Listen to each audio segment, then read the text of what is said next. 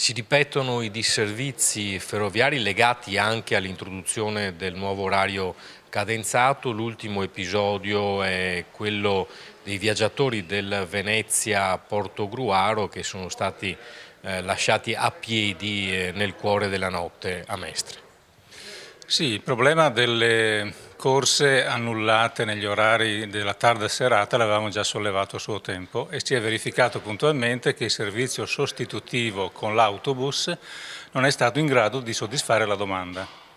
Allora qui c'è un problema di responsabilità della gestione che ricade su Trenitalia, ma c'è una responsabilità politica che è in capo al governo regionale, in particolare all'assessore Chisso e al presidente Zaia, che stanno dimostrando un interesse limitato e parziale rispetto a un servizio necessario ai cittadini del Veneto in grado di dare risposte concrete a un bisogno reale.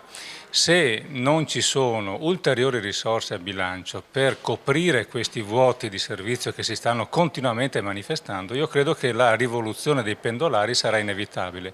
Non vogliamo agitare questo spettro e aizzare la cittadinanza, la popolazione, vogliamo mettere mano subito alle risposte con un finanziamento concreto per guardare con serenità al futuro in modo tale che questi episodi non si ripetano.